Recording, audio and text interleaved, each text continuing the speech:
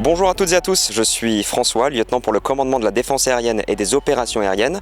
Nous sommes aujourd'hui le 1er juin 2022 sur la base aérienne 107 de Villacoublay et je vais vous expliquer comment on prépare le défilé aérien du 14 juillet. Que l'on soit français vivant en métropole, en outre-mer ou bien même expatrié à l'étranger, le 14 juillet est un moment fort du lien armée-nation et c'est le rôle de l'armée de l'air et de l'espace d'organiser ce défilé aérien dans un cadre interarmé, interallié et interministériel au-dessus de l'un des espaces aériens les plus protégés d'Europe, la ville de Paris. Au programme de cette journée si particulière, le matin, briefing pour une soixantaine de personnels navigants de l'armée de l'air et de l'espace, la marine nationale ou encore l'aviation légère de l'armée de terre, mais également l'après-midi, les vols de reconnaissance de l'axe. Vous l'avez compris, voler au-dessus de la ville de Paris n'est jamais une mince affaire et il faut donc préparer le vol comme il se doit. Raison pour laquelle, pendant l'après-midi, les hélicoptères, ceux que vous voyez juste derrière moi, vont décoller, aller faire le tracé du défilé aérien du 14 juillet pour que les pilotes, eux, puissent prendre des notes et prendre leur point de repère pour effectuer le jour J, le défilé aérien en toute sécurité.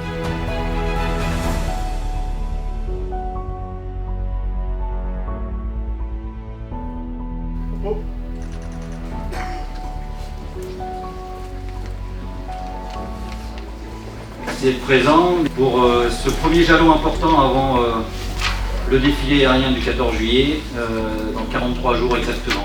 Dans 43 jours exactement, je serai sur l'Arc de Triomphe, sous un soleil radieux, et vous serez en l'air à bord de vos machines, en train de défiler devant la nation française, et puis aussi bon nombre de pays étrangers qui seront en train de vous observer. Et donc, la première des choses que je voulais vous dire, c'est que cette affaire-là, c'est avant tout une affaire de prestige.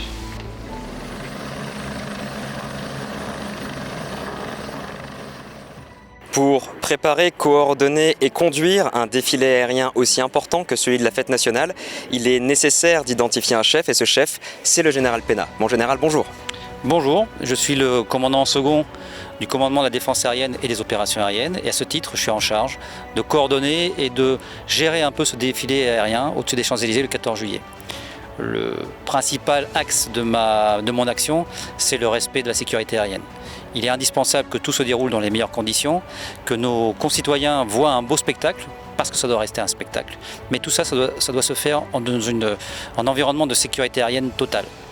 Et il faut bien faire comprendre à nos concitoyens que ce qu'ils vont voir peut s'apparenter à un exercice de style, mais qu'en fait, c'est la résultante de tout un savoir-faire et de tout un entraînement, puisque beaucoup des technicités qu'on met en place, qu'on met en œuvre à l'occasion du défilé du 14 juillet, sont en fait des technicités que l'on met en place lorsque l'on mène des opérations aériennes, lorsqu'on fait par exemple des raids à 50 avions, bon là on sera 92, et donc c'est indispensable d'être entraîné, et ce que vont voir les Français, c'est vraiment le reflet du savoir-faire de l'armée de l'air et de l'espace. Mon général, je vous remercie pour ces précisions et on se retrouve à l'issue des vols de reconnaissance. A tout de suite.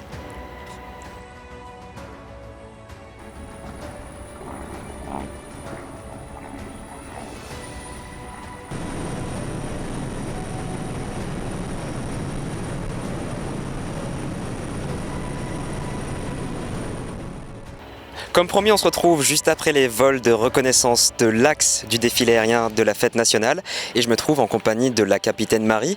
Capitaine, vous êtes pilote au sein de l'escadron d'hélicoptères 367 Parisis et vous étiez responsable de ce vol de reconnaissance au profit de différents équipages. Alors oui, tout à fait. Aujourd'hui, le but était de reconnaître en hélicoptère, donc Fennec, les différents points de rejointe de l'axe des différents avions en fonction de leur circuit d'attente et ensuite de remonter l'axe de défilé sur les Champs-Élysées pour pouvoir leur montrer les points qui les aideront à reconnaître le timing le jour J. Vous, c'est un environnement dans lequel vous êtes habitué à évoluer, les espaces aériens parisiens ? Alors tout à fait, nous avons des itinéraires hélicoptères dans la couronne parisienne. Le centre de Paris intramuros est une zone interdite de survol et nous avons eu l'autorisation aujourd'hui d'effectuer ce survol. Donc c'est un vol qui est quand même assez particulier et c'est un honneur d'y participer. Justement, du coup, ce qui est intéressant, c'est de savoir ce qu'en pense le capitaine Cédric qui, lui, va défiler d'ici seulement quelques semaines, ici, sur ce même axe.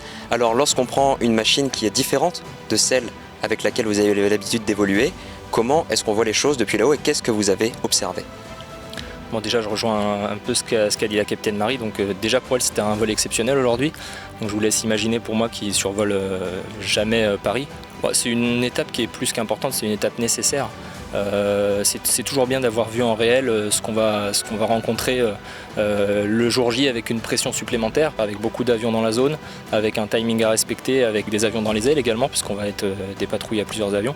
Donc c'était plus que nécessaire de faire cette reconnaissance. Et en plus, j'ajouterais qu'aujourd'hui on l'a fait à une vitesse assez lente, on va dire de 100 nœuds. Quand on va défiler, on va être à peu près à 2,5 fois cette vitesse. Donc de bien identifier ces points, c'est plus qu'important. 200 nœuds pour les néophytes, en km/h, on est à peu près aux alentours de 350 km/h. Oui, c'est ça, très bon calcul, mon lieutenant. Merci beaucoup, on va les laisser aller débriefer, puis on se retrouve pour la prochaine séquence. A tout de suite.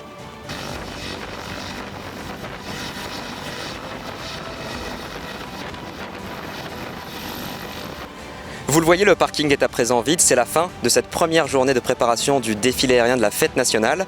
La prochaine étape, ça se déroulera dans la région d'Orléans, à la fin du mois de juin, pour une répétition grandeur nature avec l'ensemble des avions qui répéteront dans les conditions du réel. Alors on se dit à très bientôt.